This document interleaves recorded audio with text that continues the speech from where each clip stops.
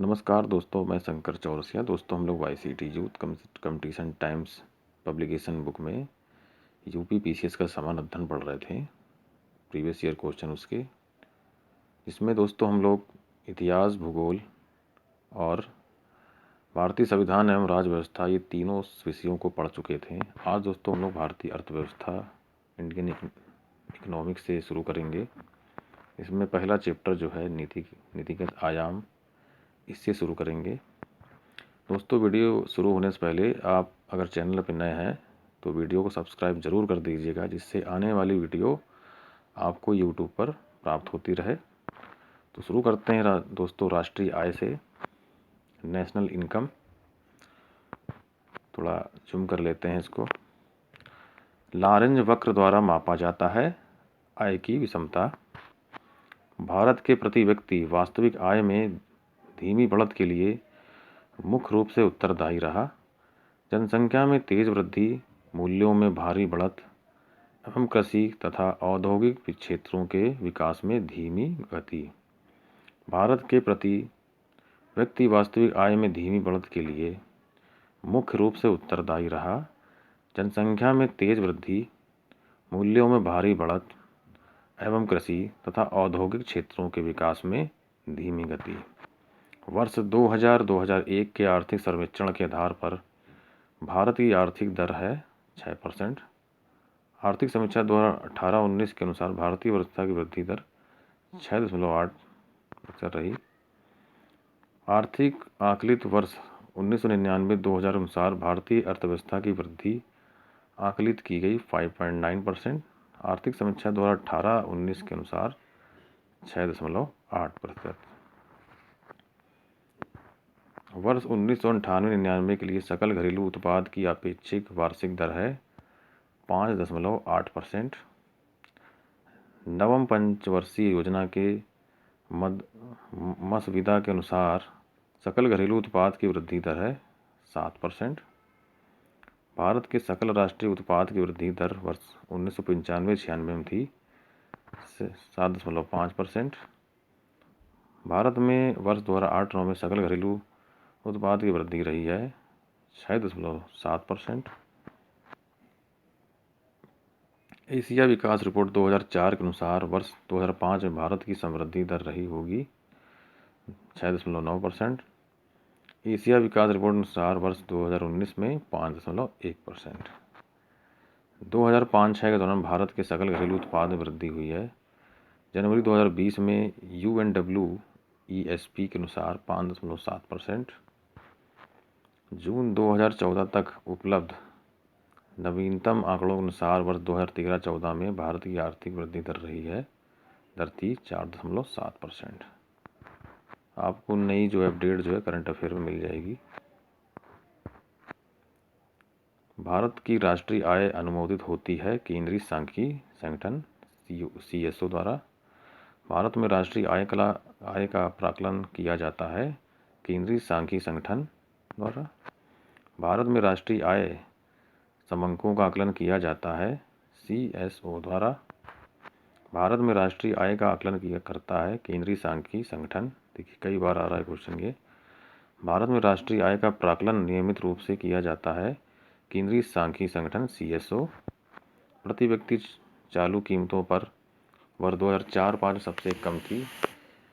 बिहार में 2019 में सर्वाधिक प्रति व्यक्ति आय गोवा, इसमें 5,24,025 रुपये, जबकि न्यूनतम प्रति व्यक्ति आय बिहार 47,541 रुपये की है।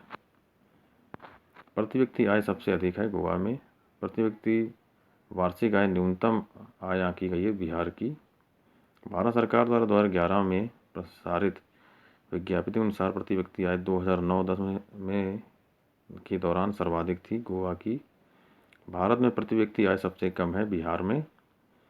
किसी देश की आर्थिक वृद्धि की सर्वाधिक उपयुक्त माप है प्रति व्यक्ति उत्पाद। किसी देश का आर्थिक वृद्धि का सबसे उपयुक्त पैमाना है प्रति व्यक्ति उत्पाद। नेक्स्ट है, हिंदू समृद्धि दर का संबंध है सकल राष्ट्रीय उत्पाद से।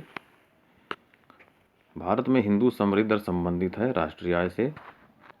भारत में स्थिर मूल्यों पर सकल राष्ट्रीय उत्पाद के प्राकलन के लिए वर्तमान में आधार वर्ष है 1999 से सन 2000।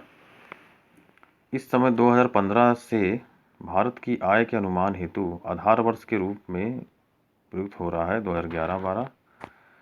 भारत में राष्ट्रीय आय की संगणना का वर्तमान में आधार वर्ष है 1999-2000। भारत में राष्ट्रीय आय के मापने का सही आधार वर्ष है 2004-5। बीते हुए 90 के दशक में सकल राष्ट्रीय उत्पाद की अधिकतम दर थी वर्ष 1996-97 में। बीते हुए 90 के दशक में सकल राष्ट्रीय उत्पाद की अधिकतम प्राप्ति दर थी वर्ष 1996-97 में। इस समय भारत की राष्ट्रीय आय में कृषि का योगदान है 14.4%। आज भारत में सकल राष्ट्रीय उत्पाद में कृषि का योगदान है 14.4%।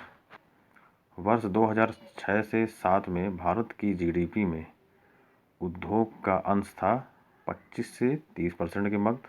2018-19 में 29.6%। भारत सकल घरेलू उत्पाद में 2010-11 में कृषि और संबंधित क्षेत्रों का योगदान रहा है लगभग 15%। 2006-7 में भारत में बचत अनुपात है जीडीपी के 32% के अनुसार। वर्ष 2018-19 में 30.5%। दशक 2001 से 2010 में भारत के सकल घरेलू बचत की उच्चतम दर प्राप्त हुई थी 2007-8 में। भारत में वर्ष 2008-9 में कर जीडीपी अनुपात अनुमानित था 17.84%।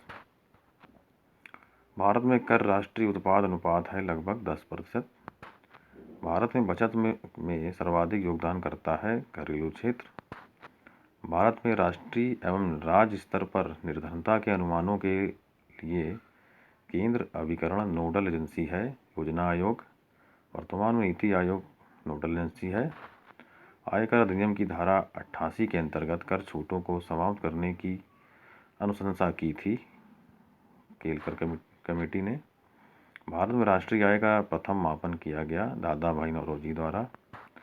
राज्य के अर्थ एवं सांख्यिकी निदेशालय की रिपोर्ट के अनुसार वर्ष 1991 से 2001 के दौरान सकल राष्ट्रीय उत्पाद में उत्तर प्रदेश का योगदान घटा है 5%।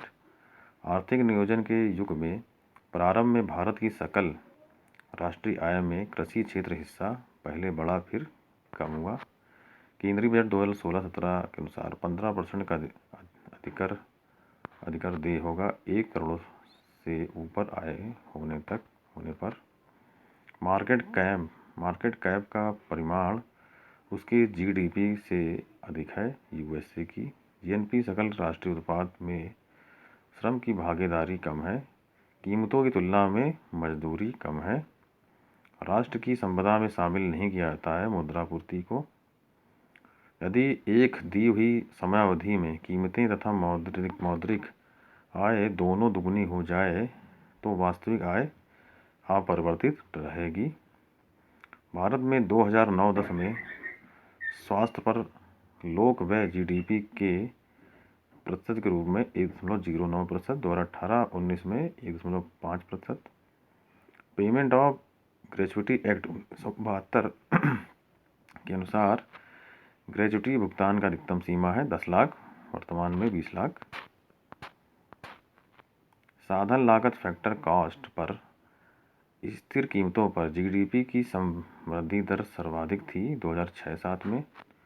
भारत में कर्मचारियों की महंगाई भत्ते निर्धारण का आधार है उपभोक्ता मूल्य सूचकांक। भारतीय अर्थव्यवस्था ने सर्वाधिक समवृद्धि दर जो है प्राप्त की है 2006-7 में।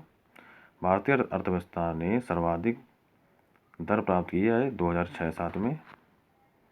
आयकर विभाग द्वारा पैन कार्ड प्रयोग नहीं किया जा सकता है पते का प्रमाण। राजस्व एवं राजकोषीय नीति। संघ के बजट में राजस्व व्यय की सबसे बड़ी मद प्रायः होती है राज्यों का अनुदान। अप्रत्यक्ष कर है जीएसटी। भारत के प्रत्यक्ष कर कोड संबंधित हैं आयकर से। जब भारत की वर्तमान आय अपने मौजूदा खर्च की तुलना में कम होती है तो उसे क्या कहते हैं राजस्व घाटा। भारत सरकार की राजकोषीय नीति का उद्देश्य नहीं है पूर्ण रोजगार। वित्त मंत्रालय भारत सरकार ने वर्ष 2005 के बजट से परिणाम आउटकम बजट का विचार लागू किया है। इसके अंदर परिणामों की यथार्थता सत्यापित करने का दायित्व होगा वित्त मंत्रालय और योजना आयोग का संयुक्त रूप से। संघ बजट 2010-11 में प्राथमिक घाटा अनुमानित किया गया है। सकल घरेलू बजट उत्पाद के 2.0% से कम 2% से कम। संघ बजट 2019-20 में 0.2%।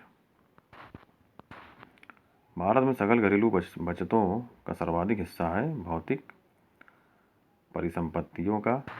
लेखानुदान संघ सरकारों को अनुमति प्रदान करता है निश्चित अवधि के लिए भारतीय संचित निधि से धन निकालने के लिए। भारत में दीर्घकालीन राजकोषीय नीति की घोषणा की गई वीपी सिंह द्वारा। मुद्रास्फीति की दरें आधिकारिक होती हैं थोक मूल्य सूचकांक पर। भारतीय आयकर अधिनियम की धारा 88 में उपबंध आयकर छूट को समाप्त करने की सिफारिश की है केलकर समिति ने। भारत सरकार द्वारा नहीं लगाया जाता है मार्ग कर टोल टैक्स। मोड वैट संबंधित है मूल वर्धित कर वैट से। भारत में पहली बार वह कर लगाने का सुझाव दिया था कॉल्डर ने। वह कर जो संघ द्वारा लगाया तथा वसूला जाता है किंतु संघ तथा राज्यों में बांटा जाता है। कृषि आय के अतिरिक्त अन्य पर कर। केलकर समिति ने अपनी दूसरी रिपोर्ट में निगम कर कुछ घटाकर 30% करने का सुझाव दिया है। भारत सरकार की आय का सबसे बड़ा स्रोत है उत्पाद शुल्क। भारत में केंद्र सरकार की कर आय के दो सबसे बड़े स्रोत हैं केंद्रीय उत्पाद कर एवं तटकर। खरीदारों के लिए प्रत्यक्ष रूप से वस्तुओं के मूल्यों की वृद्धि नहीं करता आयकर। अप्रत्यक्ष कर है बिक्री कर। केंद्र सरकार नहीं लगाती है मनोरंजन कर। प्रत्यक्ष कर है आयकर। वैट लगाया जाता है उत्पादन तथा अंतिम विक्रय के मध्य सभी चरणों पर। वर्ष 2009-10 में संघ सरकार के कर आय का सर्वप्रमुख साधन रहा निगम कर कॉर्पोरेशन टैक्स। वर्ष 2019-20 में निगम कर 21%। 13वें वित्त आयोग की संस्तुति के अंतर्गत राज्यों की भागीदारी केंद्रीय करों में न्यूनतम होगी 32%। 14वें वित्त आयोग के अंतर्गत 42%। भारत में कृषि आयकर लगाया जा सकता है राज्य सरकार द्वारा।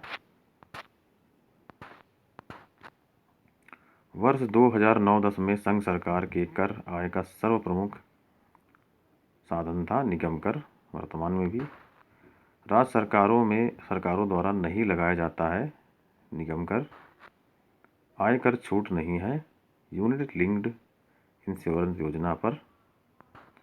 सेनवेट का संबंध है केंद्रीय उत्पादन शुल्क से। केंद्र को 2007-8 में सर्वाधिक आय प्राप्त हुई निगम कर से। वर्तमान में भी निगम क्षेत्र की आय से संबंध नहीं है सामूहिक अतिरिक्त लाभ कर। केवल संघीय सरकार के लिए होती है सीमा शुल्क निगम कर। आगम का सबसे बड़ा स्रोत है निगम कर। एक कर समूह जो केंद्र सरकार द्वारा एकत्र किए जाते हैं और राज्यों के साथ बांटा जाता है। आयकर निगम कर उत्पाद कर। प्राथमिक मूल्यों पर भारत की सकल राष्ट्रीय उत्पाद से सर्वाधिक अनुपात है राजकोषीय घाटा का। प्रत्यक्ष कर है संपदा कर। वह कर जो संघ द्वारा लगाया तथा वसूला जाता है किंतु संघ तथा राज्यों में बांटा जाता है कृषि आय के अतिरिक्त आय पर कर। वर्ष 2013-14 में संघीय सरकार के कर आगम साधनों में सबसे बड़ा स्रोत था सामूहिक कर। स्मार्ट सिटीज मिशन में जल तथा मल जल सीवरेज का वित्त पोषण जिस राजस्व में होगा वह है संपत्ति कर। स्वच्छ भारत कार्यक्रम हेतु केंद्र सरकार ने 6 नवंबर 2015 को उपकर लगाया है। इस उपकर की दर है 0.50%। यदि प्राथमिक घाटे में ब्याज भुगतान को सम्मिलित कर दिया जाए तो ये बराबर होता है राजकोषीय घाटे के। हाल के वर्षों में संघीय सरकार के बजट में व्यय का सबसे बड़ा मद रहा है ब्याज की अदायगी। भारत में संघीय बजटों में सबसे अधिक रकम होती है आगम रेवेन्यू व्यय। आय एवं निर्यात पर लगाए जाने वाले कर को जाना जाता है सीमा कर के नाम से। केंद्रीय बजट के राजस्व व्यय की सबसे बड़ी मद होती है ब्याज की अदायगी। भारत सरकार के बजट के कुल घाटों में सबसे अधिक योगदान है राजकोषीय घाटा का। वर्ष 2000 और 2001 में केंद्रीय बजट में राजकोषीय घाटा स्थिर रखा गया 5.1% पर। 19-20 में 3.3%। वर्ष 1995-96 में केंद्र सरकार की आगम आय में तटकर तथा उत्पाद कर का योगदान था 42%। वर्ष 2019-20 में 25%। वर्ष 1996-97 के संघीय बजट में राजकोषीय घाटे का लक्ष्य रखा गया है सकल राष्ट्रीय उत्पाद का 5%। संघीय बजट 2011 में सर्वाधिक धन का आवंटन किया गया है ऊर्जा पर। 13 फरवरी 2014 को लगातार छठी बार शून्य घाटे का बजट प्रस्तुत किया जम्मू तथा कश्मीर ने। समयावधि 2008-10 के मध्य केंद्र सरकार के चालू खाते में से व्यय का सबसे बड़ा मद रहा है ब्याज भुगतान। संघ बजट 2010-11 में राजकोषीय घाटा अनुमानित है जीडीपी का 5.5%। वर्ष 2019 और 20 में जीडीपी का 3.3%। यदि सकल राजकोषीय घाटे में से ब्याज भुगतान को निकाल दिया जाए तो अवशेष को कहा जाएगा सकल प्राथमिक घाटा। 12वें वित्त कमीशन की सिफारिशों के अनुसार वर्ष 2009-10 तक केंद्र एवं राज्यों का राजस्व घाटा होना चाहिए 0। राजस्व घाटे की अपेक्षा राजकोषीय घाटा सदैव अधिक रहेगा। नेक्स्ट है राजकोषीय उत्तरदायित्व एवं बजट प्रबंधन अधिनियम भारत वर्ष में पारित किया गया था 2003 में। हाल के वर्षों में संघीय सरकार के बजटों में व्यय का सबसे बड़ा मद है ब्याज की अदायगी। संघीय सरकार के बजटों में राजकोषीय घाटे के बड़े भाग की पूर्ति की जाती है घरेलू उधारों से। भारतीय केंद्र सरकार के बजट में राजस्व घाटे से ब्याज भुगतान घटाने पर प्राप्त होता है प्राथमिक घाटा। भारत सरकार के बजट के कुल घाटे में सबसे अधिक योगदान है राजकोषीय घाटा। 2015-16 में संघ सरकार के बजट में बीमा कंपनियों की अंश पूंजी के विदेशी प्रत्यक्ष निवेश की सीमा बढ़ाकर कर दी गई है 49%, वर्तमान में 74%। 14वें वित्त आयोग का अध्यक्ष थे YV रेड्डी, 15वें NK सिंह। 12वें वित्त आयोग की सिफारिश के अनुसार केंद्रीय सरकार के बांटे जाने वाले करों में राज्यों का प्रतिशत हिस्सा है 30.5। 14वें वित्त आयोग के अनुसार 42%। वित्त आयोग की सिफारिशों के अनुसार केंद्र सरकार उत्तर प्रदेश सरकार के साथ नहीं बांटती है तटकर। वित्त आयोग का मुख्य कार्य है केंद्रीय करों में राज्यों के भाग तथा केंद्र द्वारा राज्यों के लिए। भारत के 13वें वित्त आयोग ने केंद्रीय करों की सृजित आय को राज्य के मध्य बंटवारे की संतुति करते समय सर्वाधिक भार दिया है जनसंख्या पर। वित्त आयोग का गठन किया जाता है 5 वर्ष की अवधि के लिए। 13वें वित्त आयोग की सिफारिशों की समयावधि है 2010 से 2015। 13वें वित्त आयोग द्वारा केंद्रीय कर राजस्व को राज्यों में बांटने हेतु संस्तुति की गई है 32%। 13वें वित्त आयोग द्वारा प्रस्तावित है कि केंद्र एवं राज्यों का संयुक्त ऋण सकल घरेलू उत्पाद अनुपात 2014-15 तक होना चाहिए 76%। 12वें वित्त आयोग के अनुसार केंद्र द्वारा राज्यों को हस्तांतरित किए जाने वाले हिस्सेदारी योग्य कर संग्रह की मात्रा निर्धारित की गई है 29.5 5%। 12वें वित्त आयोग की सिफारिशों के अनुसार केंद्रीय सरकार के विभाज्य करों में राज्यों का अंश है 30.5%। केंद्र एवं राज्यों के मध्य वित्त का बंटवारा होता है वित्त आयोग की सिफारिश पर। 11वें वित्त आयोग ने अनुशंसा की है कि संघ द्वारा एकत्रित करों की धनराशि में राज्यों का वितरण योग्य अंश होगा 29.5%। केंद्र सरकार द्वारा राज्यों के मध्य आर्थिक संबंधों की विवेचना की गई है अनुच्छेद 268 से 281 के अंतर्गत। घाटे की वित्त व्यवस्था में व्यय और राजस्व का अंतर अतिरिक्त कागजी मुद्रा छाप कर बांटते हैं। इस युक्ति का उद्देश्य आर्थिक विकास है, परंतु यदि यह विफल हुई तो इससे स्थिति उत्पन्न होती है मुद्रास्फीति। आर्थिक समीक्षा को तैयार करने तथा प्रकाशित करने का दायित्व है वित्त मंत्रालय का। सकल घरेलू उत्पाद के प्रतिशत के रूप में सहायिका का मान सबसे अधिक रहा 2007-08 में, वर्तमान में 8.5%। वर्ष 2009-10 में सेवाएं जो सेवा कर के दायरे में रहीं वही संख्या थी 114। आयगत लेख पर संघ सरकार के व्यय का सर्वप्रमुख मद है ब्याज भुगतान। 13वें वित्त आयोग द्वारा प्रस्तावित है कि केंद्र एवं राज्यों का संयुक्त ऋण सकल घरेलू उत्पाद अनुपात वर्ष 2014-15 तक होना चाहिए 68%। सार्वजनिक क्षेत्र की बचत 1998-99 के पश्चात ऋणात्मक रहने के उपरांत धनात्मक हो गई 20। संघीय बजट 2005-06 में प्राप्तियों का सबसे बड़ा स्रोत था उत्पाद कर, वर्तमान में निगम कर। आर्थिक सर्वेक्षण प्रतिवर्ष संसद में प्रस्तुत किया जाता है आगामी वर्ष के बजट के प्रस्तुतिकरण के पूर्व। वार्षिक आर्थिक समीक्षा को तैयार करने के लिए उत्तरदायी है वित्त मंत्रालय। तो दोस्तों, आज का वीडियो यहीं तक था। अगर वीडियो पसंद आए तो लाइक करिए, सब्सक्राइब करिए। मिलते हैं अगले वीडियो में दोस्तों। धन्यवाद।